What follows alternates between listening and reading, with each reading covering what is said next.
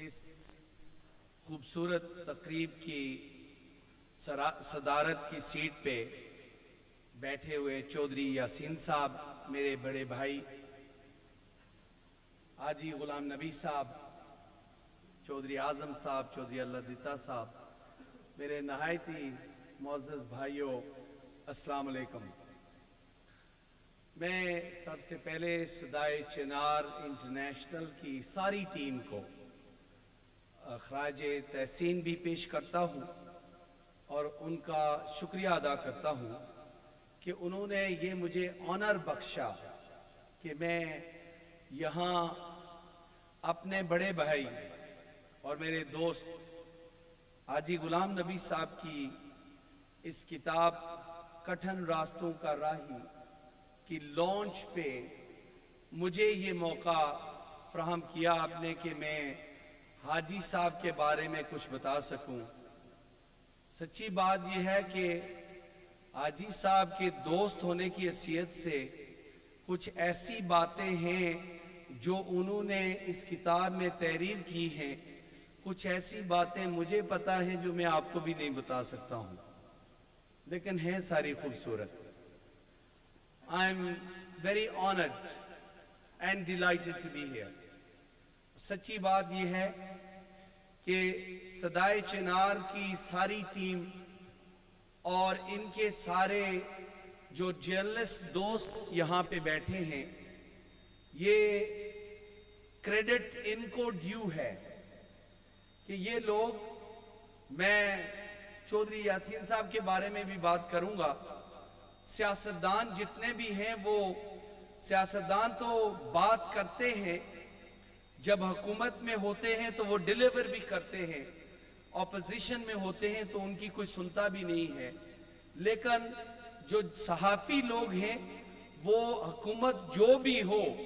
اس کی جو اچھے کام ہیں وہ بھی عوام تک پہنچاتے ہیں، جو ان کی کمزوریاں ہوتی ہیں وہ بھی عوام تک پہنچاتے ہیں، لیکن سب سے زیادہ یہ کہ یہ تحریک آزادی کشمیر کے حوالے سے ہر ایک خبر انٹرنیشنل پلیٹ فارم پہ پہنچاتے ہیں۔ میں ان کا شکر گزار ہوں اور آپ کو بھی ان کا شکر گزار ہونا چاہیے۔ میں یہ کوئی ریسیپریکل ارینجمنٹ نہیں ہے کہ میں چودھری یاسین صاحب کی تعریف کروں، لیکن سچی بات یہ ہے کہ چودھری یاسین صاحب کے ساتھ میرا بڑا پرانا بھائیوں جیسے تعلق ہے، اور اگر میں نے ہاؤس آف لارڈز کو ہاؤس آف لارڈز میں محترمہ بے نظیر بھٹو صاحبہ کو اگر بلایا ہے یا دعوت دی ہے تو وہ واقعہ ہی وہ چودھری یاسین صاحب کی وجہ سے ہے، لیکن چودھری یاسین صاحب آپ کو اگر محترمہ بے نظیر بھٹو نے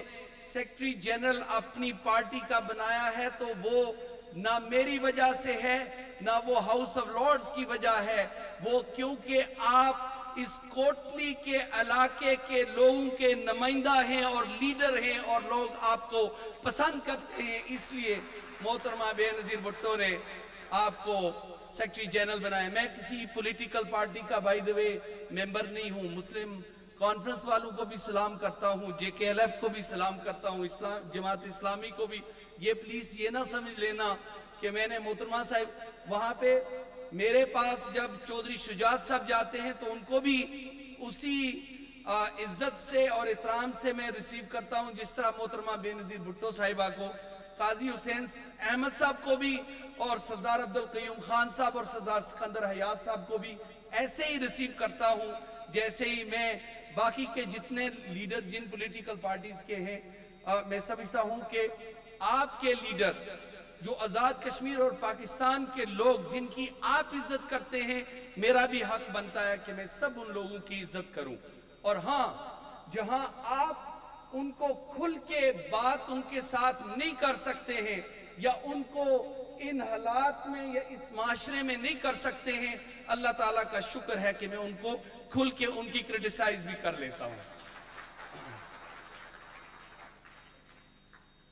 حاجی غلام نبی صاحب، کیونکہ یہ سچی بات یہ ہے کہ اس محفل کے دلہا حاجی صاحب ہیں، اور ہم جو ہے وہ شاید میں آپ کو واپس اس ڈائریکشن پہ لانا چاہتا ہوں کہ حاجی صاحب کی جو کوالٹیز ہیں، یہ صدائے چنار کی، یہ ان کی خوبی ہے صدائے چنار کی. اور سچی بات یہ ہے کہ ہمارا یہ کسٹم بن چکا ہے کہ ہم جو بندہ اس دنیا سے چلا جاتا ہے اس کی تعریف کرتے ہیں، لیکن جو زندہ ہوتا ہے اس کی تعریف نہیں کر سکتے. اور چاہیے تو یہ جو لوگ اچھے لوگ ہیں، جو غریب لوگوں کے لیے، جو عوام کے لیے، جو اپنی قوم کے لیے، اپنی فیوچر کے لیے جو سوچتے ہیں، ہم ان کو اپریشیٹ کریں. رسول اللہ صلی اللہ علیہ وسلم نے ہمیں یہ حکم دیا ہے. ہم عاشق رسول تو بن جاتے ہیں لیکن آپ صلی اللہ علیہ وسلم کے حکم پہ نہیں چلتے ہیں. اللہ سبحانہ تعالیٰ نے بھی ہمیں یہ بتایا ہے کہ جو لوگ آپ کے سامنے دنیا میں جو کام کرتے ہیں ان کو اپریشیٹ کریں. کل بھی میں نے ایک حدیث پڑھ کے سنائی تھی، خیر الناس من ينفع الناس. انسانوں میں سے وہ بہتر انسان ہے جو دوسروں کے کام آئے.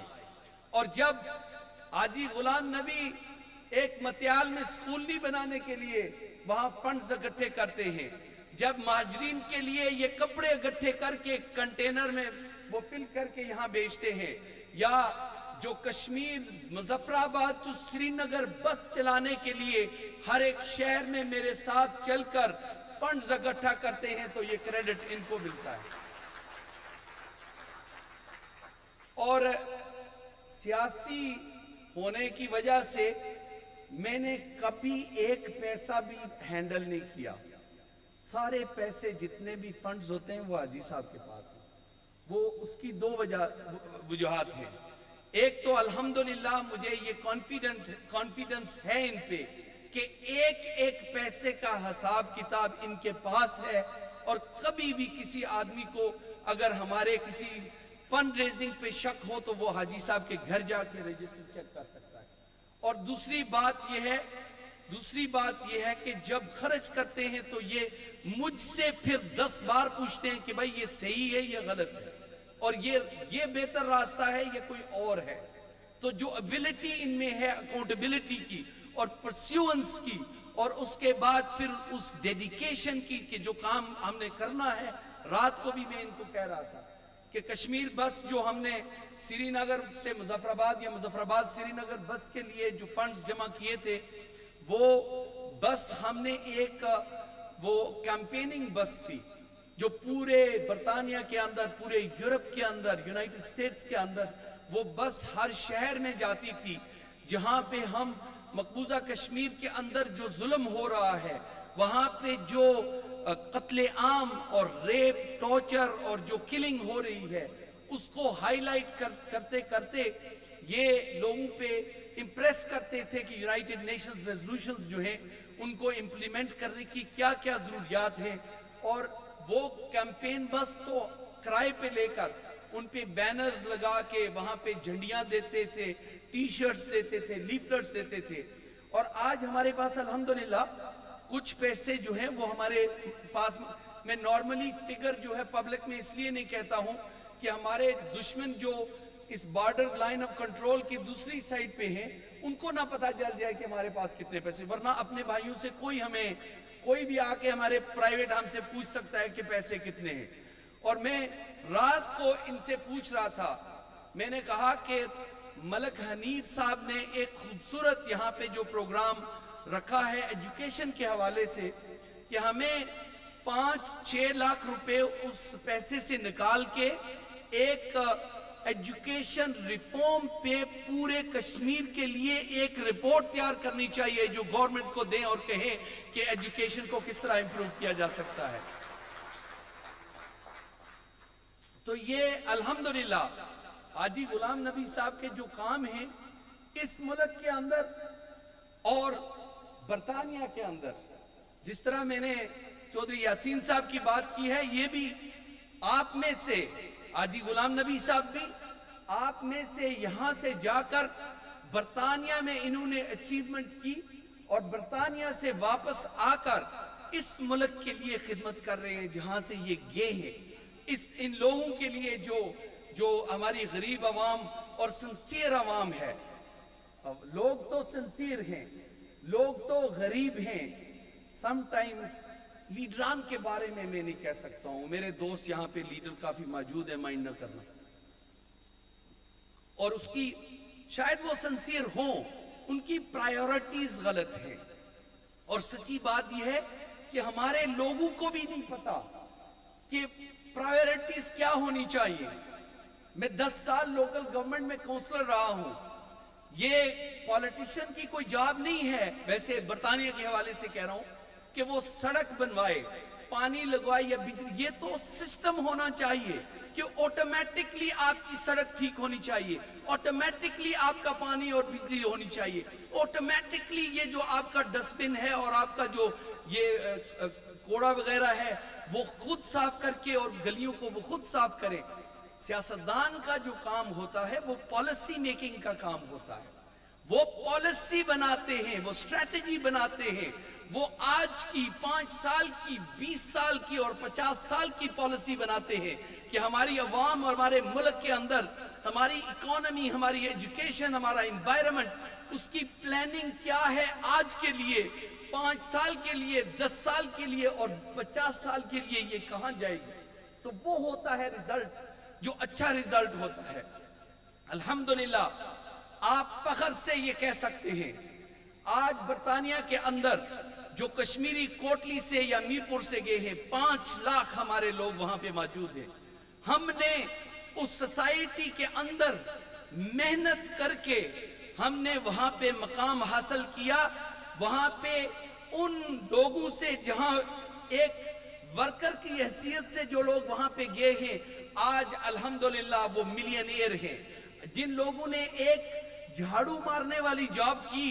آج الحمدللہ اسی شہر کے فرسٹ سٹیزن بن چکے ہیں. الحمدللہ آج برطانیہ کے اندر تقریباً 200 سے زیادہ کونسلرز ہیں, اور اس میں سب سے زیادہ جو ہیں وہ کشمیری اور میرپور اور کوٹلی کے لوگ ہیں. اسی طرح میجسٹریٹ, کونسلرز اور سٹی کے اندر ججز بھی. ہماری میرپور کی ایک لڑکی جو ہے وہ جج بھی بن چکی ہے, اور لڑکے بھی جو ہیں وہ اچھے لائرز اور بیرسٹرز. یہ جو ٹیلنٹ ہے جس کی کل ہم بات کر رہے تھے, یہ ٹیلنٹ ہماری کمیونٹیز کے اندر ہے.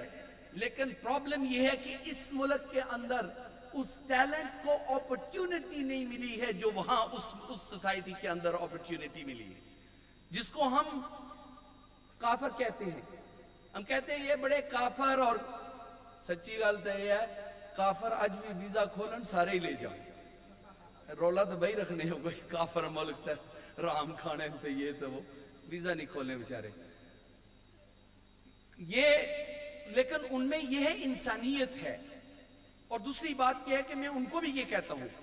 برطانیہ کے لوگوں نے مجھ پہ کوئی احسان نہیں کیا کہ میں ہاؤس آف لارڈز کے اندر گیا ہوں. جب سیکنڈ ورلڈ وار کے بعد اس ملک کی انڈسٹری جو ہے وہ ہٹلر نے ڈسٹروئی کر دی تھی. وہاں پہ جو انفراسٹرکچر ہے وہ اس نے بم کر کے ختم کر دیا تھا, اور اس کو ری بلڈ کس نے کیا؟ اس کو ری بلڈ کرنے والے کوٹلی اور میرپور کے لوگوں نے کیا ہے. وہاں کی فیکٹریوں کو, چاہے وہ سٹیل فیکٹریز تھی, چاہے وہ ٹیکسٹائل مل تھی, یا وہاں پوٹری جہاں پہ چودھری صاحب رہتے ہیں, چودھری یاسین صاحب, ان کی فیملی رہتی ہے, پوٹری کا کام ہے, یا جو بھی ہیلتھ سروس ہے, ٹرانسپورٹ سروس ہے, تو وہ ہمارے لوگوں نے محنت کی. اور اس ملک کو ٹوڈے, انگریزی میں پتہ نہیں آپ کو سمجھ آئے گی, today Britain is the 4th richest country in the world. It's the 3rd largest economy in the world. And maybe politically it's the 2nd most powerful country in the world. And I say that is all because we have also made a contribution in that society too. اور اس society کے اندر contribution کس نے بنائی؟ وہ حاجی غلام نبی صاحب اور چودھری یاسین صاحب جیسے لوگ یہاں سے جو گئے ہیں, انہوں نے محنت کر کے اس سوسائٹی میں صرف محنت نہیں کی بلکہ اپنی قوم کا نام روشن کیا ہے. آج میں آپ کو بتاؤں, اور یہ بات سچی ہے, اگر آج پاکستان گورنمنٹ کی عزت اور احترام برٹش گورنمنٹ کرتی ہے, یا مصرع کشمیر پہ وہ سپورٹ جب کرتے ہیں, تو وہ یہ نہیں ہے کہ وہ اسلام آباد سے ڈرتے ہیں، وہ اس لیے ہے کہ الحمدللہ 5 لاکھ کشمیری اور 4 لاکھ پاکستانی، 9 لاکھ ہم جب جوائن کرتے ہیں تو وہاں پہ ایک بہت بڑی قوت بن جاتی ہے، اور اس کو وہ جو ہے اپریشیٹ کرتے ہیں۔ تو یہ جو اپنے لوگوں کو ان کی زندگی میں اپریشیٹ کرنا، یہ صدائے چنار کا بہت بڑا کام ہے، اور آپ کے اس کام کی وجہ سے اس کتاب پہ پرنٹنگ کا جو خرچہ آیا ہے اس میں 40,000 روپے کا میں اعلان کرتا ہوں، میں آلریڈی حاجی صاحب کو دے چکا ہوں، اور آپ یہاں پہ جتنے لوگ آئے ہیں، آپ برائے مہربانی ایک کتاب اپنے ساتھ مفت میں لیتے جائیں، اور آپ حاجی صاحب کی جو زندگی ہے اس کے بارے میں بھی پڑھیں، اور ان کے دوستوں کے جو خوبصورت تصویریں بھی لگی ہیں اس میں میری بھی کافی ہیں ویسے، اور وہ مفت میں اس کا چارج بھی کر رہا ہوں آپ سے، تو وہ بھی آپ ساتھ گھر لے جائیں، کیونکہ مجھے حکم ہوا تھا کہ آپ کرنٹ حالات پہ بات کریں۔ میں کیونکہ ابھی یہاں بار کونسل میں بار میں کروں گا، صرف آخر میں جن بچوں نے یہاں پہ پرفارم کیا تھا میں ان سے گزارش کروں گا کہ یہ سبز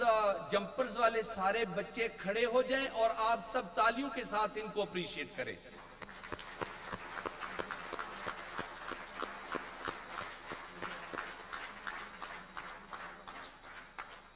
یہ بچے ہمارا فیوچر ہیں، اور سچی بات ہے کہ جب آپ ان کو انکریج کرتے ہیں، ان کا کام ریکگنائز کرتے ہیں، ہمیں کنجوس نہیں ہونا چاہیے۔ جو لوگ اچھا کام کریں، جو لوگ محنت کریں، جو لوگ کچھ نہ کچھ ڈسپلن قائم کریں تو اس کو بالکل اپریشیٹ کریں، تاکہ جب یہ جوان ہوں تو یہ اچھے سٹیزنز بنے، یہ جب جوان ہوں تو اچھے لیڈر بنے، اچھے کارکن بنے، اور تاکہ اس ملک کو اور اس ملک کے اندر جو چینجز ہے وہ یہی فیوچر جنریشن ہے جس پہ میری نظر ہے کہ انشاءاللہ یہ جو ہے یہ چینجز لائیں گے، اور میں دعا کرتا ہوں کہ اللہ تعالیٰ صدائے چنار اور ان کی ساری ٹیم کو، ویسے یہ بڑے زبردست سپیکر بھی ہیں، یہ کوئی پولیٹیکل پارٹی تو نہیں بنانے والے،